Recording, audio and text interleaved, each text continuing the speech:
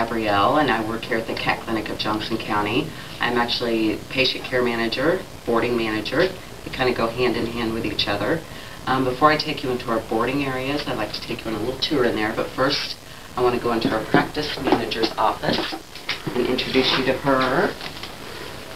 This is Cheryl Waterman. Hi. And this is Dr. Irene Schumacher. Hello.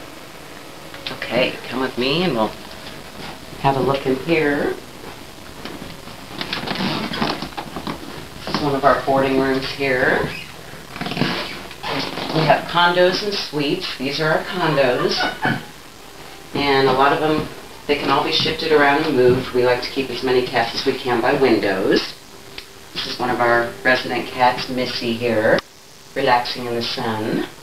She loves to do. Here.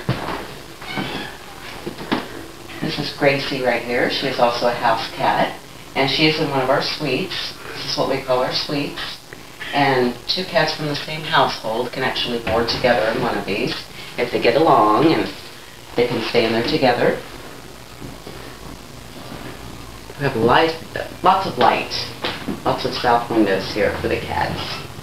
They appreciate that. We try to make them as comfortable as possible here. We do let the cats out one at a time.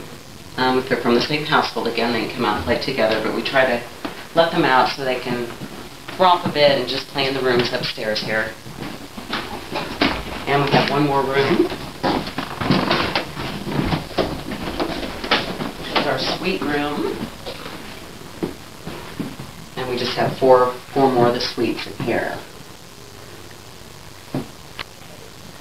Okay, so thank you for coming and looking at the boarding. If you know your dates when you're going to need to board your cat, be sure that you make your reservations early because it does fill up quickly, especially at peak times during the year. And please check our website. There's a lot of tips for boarding your cat. And if you have any questions at all, please contact me here at the Cat Clinic of Johnson County.